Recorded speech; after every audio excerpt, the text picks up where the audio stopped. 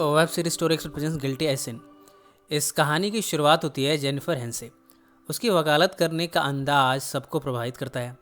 उसके केस लड़ने की शैली उसे कई केसेस जिता चुकी है। वो अपकमिंग शिकागो अटॉर्नी है। आज कोर्ट में वो एक केस लड़ रही है। ये केस एक्सटॉर्शन से जुड़ा है।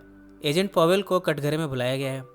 उसने एजेंट पॉवेल की लापरवाही कोर्ट के सामने जाहिर करते हुए कहा, अगर आपके इलाके में एक्सटॉर्शन हुआ, जो कि $1,25,000 का मामला बनता है, आपको पता होना चाहिए था। एजेंट पॉवेल के पास जेनिफर के सवालों के सेटिस्फैक्टरी जवाब नहीं थे। जेनिफर ने अपने तर्क से इस केस को जीत लिया। इस बड़े केस को जीतने के बाद उसने इसे अपने बॉयफ्रेंड फिल के साथ सेलिब्रेट किया। अगले दिन जब वो ऑफिस पहुंची है तब यहाँ उसका एक हीरो की तरह वेलकम हुआ। आज उसके ऑफिस में डेविड ग्रीनहिल का आना हुआ है। ग्रीनहिल जेनिफर के पिछले केस में कोर्टरूम में बैठा हुआ था। ग्रीनहिल बड़ा एरोगेंट है। औरतों के प्रति उसका बर्ताव कभी अच्छा नहीं रहता। जेनिफर के ऑफिस से उसे पहले ही मना किया जा चुका है, पर फिर भी वो आज जेनिफर से मिलने पहुंचा है। जेनिफर ने कहा, आपको पहले भी मना किया जा चुका है। ग्रीनहिल ने इसका जवाब दिया, मना तो मुझे मेरी वाइफ ने भी किया था, पर मैंने उसे खिड़की से बाहर फेंक दिया। यहाँ हमें पता चलता है कि ग्रीनहिल पर अपनी अमीर वाइफ रीता को मारने का चार्ज लगा है। वो चाहता है कि जेनिफर इस केस में उसे डिफेंड करे। यहाँ जेनिफर ने इस केस को लड़ने से इनकार कर दिया। ग्रीनहिल जेनिफर के बारे में काफ़ी रिसर्च करके आया है। उसने जेनिफर के बचपन से जुड़ी बातें बताई। उसने कहा, मुझे मालूम है कि बचपन में तुम मूवीज़ देखने नहीं जाती थी। कोर्टरूम में तुम्हारी माँ तुम्हें ट्रायल दिखाने ले जाती थी। तुम उन केसेस के ट्रायल को देखती थी। तुम्हारी माँ ने ऐसा किया क्योंकि मूवीज़ के टिकट के पैसे नहीं थे तुम्हारे पास। जेनिफर को हैरानी हुई कि ग्रीनहिल उसके बारे में इतना सब कुछ कैसे जानता है। ग्रीनहिल ने बताया कि कोर्टरूम के स्टाफ में से एक एडी से उसने ये सारी जानकारी हासिल की है। वो तो ये भी जानता है कि किस तरह 14 साल की उम्र में ही जेनिफर एक केस के ट्रायल के बीच में ही उठ खड़ी हुई थी और उसने कहा था ऑब्जेक्शन। बाद में किस तरह जज उसे चैम्बर में ले गया था। उसके 10 साल बाद जेनिफर ने उस जज के अंडर में क्लरिकल जॉब किया। जेनिफर के चेहरे पर मुस्कान तो आई, पर उसने कहा, अपनी वाइफ को इतनी बुरी तरह मारने के बाद तुम चाहते हो कि मैं तुम्हें इस केस में डिफेंड करूं। मैं ऐसा नहीं करने वाली। या ग्रीनहिल ने कहा, मैं एक बात बड़े साफ तौर से बता दूं, मैंने अपनी वाइफ का मर्डर नहीं किया। मुझे तो सेटअप किया था मेरी वाइफ ने। जेनिफर को यह बात बड़ी अजीब लगी। उसने कहा, भला कोई औरत सेटअप करके खुद को ही क्यों मारेगी। ग्रीनहिल ने इसका जवाब दिया, मैं एक वुमनाइज़र हूँ। औरतों से रिश्ते बनाना मेरा शौक़ है। शादी से पहले भी मैंने उसे बता दिया था। इसके बाद भी उसने मुझसे शादी की। फिर बाद में वो डिप्रेशन में चली गई। खुद को मार कर मुझे सेटअप कर दिया ताकि मुझे सज़ा हो। जेनिफर ने ग्रीनहिल पर आरोप लगाया कि पैसों की खातिर उसने ही अपनी वाइफ को मारा होगा, पर ग्रीनहिल ने बताया कि उसकी वाइफ रीता को 2 साल पहले 7 महीने के लिए क्लिनिकल डिप्रेशन से निजात दिलाने के लिए रिहैब में डाला गया था, पर रीता ने इसका सारा इल्ज़ाम मुझ पर लगाकर मुझे जेल भेजने की धमकी दी थी। ग्रीनहिल ने बताया कि मरने से पहले रीता ने अटॉर्नी को लेटर भी लिखा था जिसमें उसने मुझे कसूरवार ठहराया था। इन सब बातों को जानकर जेनिफर ने ग्रीनहिल के बारे में सेकंड थॉट बनाया है। उसने ग्रीनहिल को तो यहाँ से जाने को कह दिया, पर अपने सुपीरियर से मिलकर इस मैटर को डिस्कस किया। उसके सुपीरियर्स भी ग्रीनहिल को अपराधी मानते हैं जिसने अपनी वाइफ को खिड़की से फेंक कर उसे मार दिया। पर यह जेनिफर ने कहा, मुझे नहीं मालूम कि सच क्या है, पर मैंने उससे बातें करके ये जाना है कि वो अपराधी नहीं हो सकता। और वैसे भी मैंने ग्रीनहिल टाइप का केस कभी पहले लड़ा नहीं है। मैं ये केस लड़ूंगी। उसके सुपीरियर्स ने उसे समझाया, पर जेनिफर ने कहा, मीडिया उसे वाइफ किलर कहकर बदनाम करेगी। उसके बारे में तरह तरह की बातें होंगी, पर मैं जब इस केस को लड़ूंगी तब मेरा कितना नाम होगा। इन सब के बाद वो जेल में ग्रीनहिल से मिलने आई। उसने कहा, तुम्हारा केस मैं लड़ने को तैयार हूँ। ग्रीनहिल ये जानकर बड़ा खुश हुआ है, पर जेनिफर ये जानना चाहती है कि आखिर विंडो पर ग्रीनहिल के फिंगरप्रिंट्स के निशान कैसे। ग्रीनहिल ने जवाब दिया कि रीता ने ही उसे विंडो खोलने को कहा था। जेनिफर को इस पर यकीन नहीं हुआ। ग्रीनहिल ने कहा, अगर मैंने ही रीता को खिड़की से फेंका होता तो क्या मैं अपने फिंगरप्रिंट्स मिटा नहीं देता। इस बात से जेनिफर कन्विंस हो गई है, पर उसने कहा, तुम्हारा केस कैपिटल ऑफेंस का बनता है। तुम्हें बेल पर फ्री कराना मेरी पहली प्रायोरिटी है, पर कैपिटल ऑफेंस में यह बहुत मुश्किल होता है। इस तरह इस केस का ट्रायल शुरू हो गया है। जेनिफर ने ग्रीनहिल के पक्ष में कहा कि उसका कोई पास क्रिमिनल रिकॉर्ड नहीं है। ऐसे में उसे फ्री कर देने पर हमारी सोसाइटी को उससे कोई नुकसान नहीं है। ऑपोजिशन के वकील ने इसका विरोध किया, पर जज ने जेनिफर की बातों को कंसिडर किया और बेल का अमाउंट $2,50,000 सेट किया है। ग्रीनहिल की फ्रेंड मरियम ने इस अमाउंट को डिपॉजिट कर दिया। ग्रीनहिल का पासपोर्ट कोर्ट में जमा कराकर उसे बेल पर रिहा कर दिया गया है। पर उसका इरेशनल बिहेवियर जेनिफर के लिए परेशानी का सबब बनते जा रहा है। एक बार तो ग्रीन हिल बात करते हुए जेनिफर पर भी अपना गुस्सा उतारने लगा। उसे इस समाज से शिकायत है। उसकी शिकायत है कि ये सोसाइटी मर्दों के बारे में नहीं सोचती, यहाँ तक कि कानून भी सिर्फ औरतों के हित में फैसले लेता है। उसका बिहेवियर देखकर जेनिफर डर गई। उसने इस मामले की छानबीन में अपने लॉन्ग टाइम इन्वेस्टिगेटर मोए को चुना है। मोए ने ग्रीन हिल के पास रिकॉर्ड को खंगालना शुरू किया। उसके पास से जुड़ी एक एक इन्फॉर्मेशन को निकाल कर वो जेनिफर के सामने रखना चाहता है। ग्रीन हिल इन सब में जेनिफर की सोशल लाइफ में इंट्रूजन करता रहता है। वो उसे स्टॉक भी करता है। इन सब से ऐसा लगता है कि दोनों के बीच कुछ चल रहा है, पर वास्तव में ग्रीन हिल के इरादे क्या हैं ये हमें आगे पता चलेगा।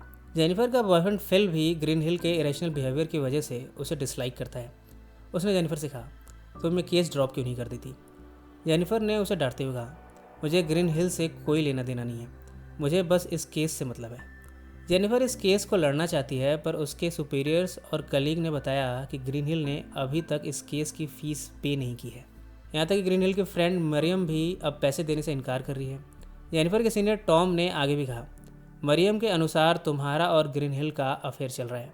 जेनिफर ने टॉम को कन्विंस किया कि ऐसा कुछ भी नहीं है, ये सब एक साजिश है। ये सब जानने के बाद अब जेनिफर ने भी इस केस को ड्रॉप करने का मन बना लिया है। वो इस केस को ड्रॉप करने के क्रम में जज से मिली। जज ने उसे बड़े रूखे तरीके से व्यवहार करते हुए कहा, ये केस तुमने जब लिया था तब तुम्हें इन सारी चीज़ों को कंसिडर करना चाहिए था। तुमने ही उसे इस केस में नॉट गिल्टी प्लीड किया था। अब इतने सारे प्रोसेस हो जाने के बाद मैं तुम्हें अपने क्लाइंट को छोड़ने की इजाज़त नहीं दे सकती। अगर मैंने ऐसा किया तो इस केस की फिर से सुनवाई नए तरीके से होगी।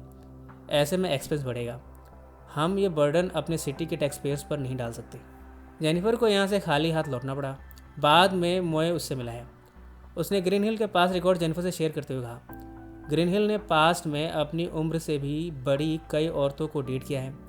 मैंने उन औरतों के रिकॉर्ड्स को निकाला। मोस्टली औरतें बाद में मरी हुई मिली। ये सब जानकर जेनिफर डर गई। वो खुद ही ग्रीन हिल को इस केस में सज़ा दिलाना चाहती है, पर वो अटॉर्नी क्लाइंट प्रिविलेज की वजह से बाउंड है। पर उसका भी उसने एक तरीका निकाला है। वो इस केस को लड़ते हुए हार जाना चाहती है। ऐसे में ग्रीन हिल को सज़ा हो जाएगी। मोए ने जेनिफर के कहने पर ग्रीन हिल के लॉकर से उसके शूज़ को चेक किया। ये शूज़ जिस कंपनी के हैं वो 2 साल पहले बंद हो चुकी है। उसने शर्ट को भी देखा जो कि मेड इन हांगकांग है। मोए अब इन जगहों को विजिट करेगा, शायद उसे कोई लीड मिल जाए। इन सब में इस केस का ट्रायल भी चल रहा है। एक विटनेस ने बताया कि मर्डर के बाद उसने ग्रीन हिल के हाथों में ग्लव्स पहने देखा था।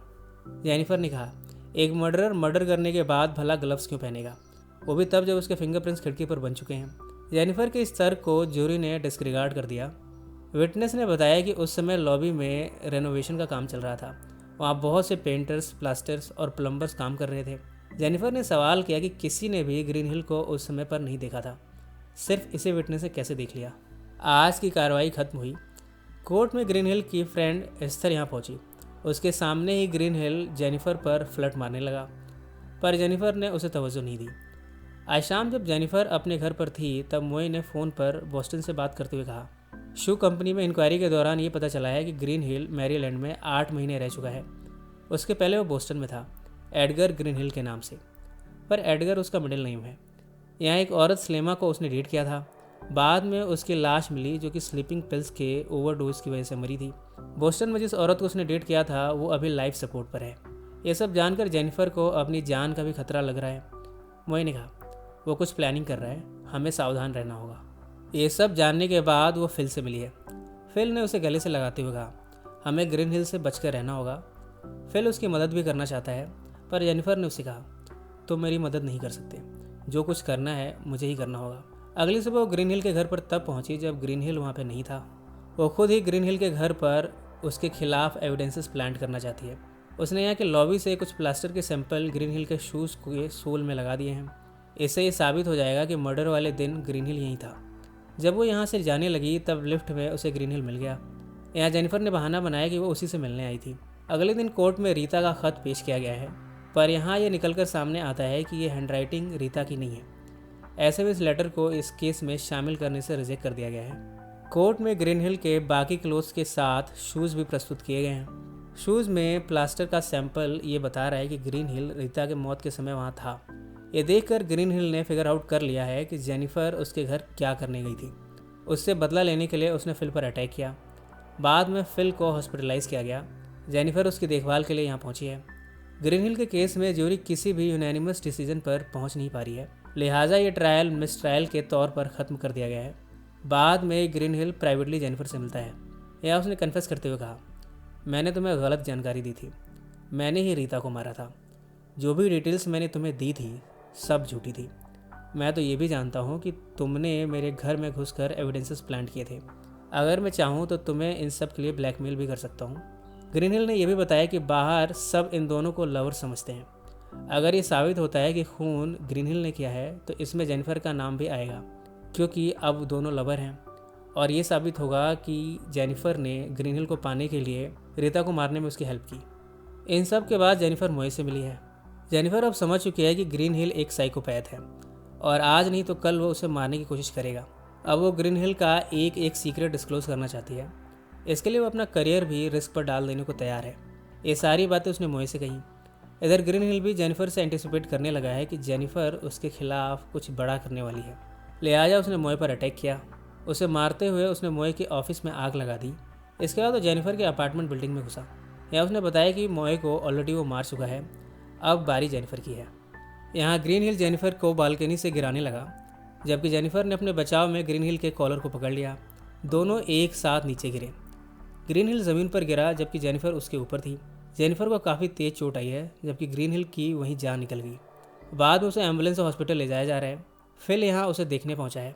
एम्बुलेंस में जब फिल घुसा तब जख्मी जेनिफर ने उससे कहा, मैंने उसे हरा दिया है, आखिर में मेरी जीत हुई। इसी नोट पर यह फिल्म समाप्त हो गई।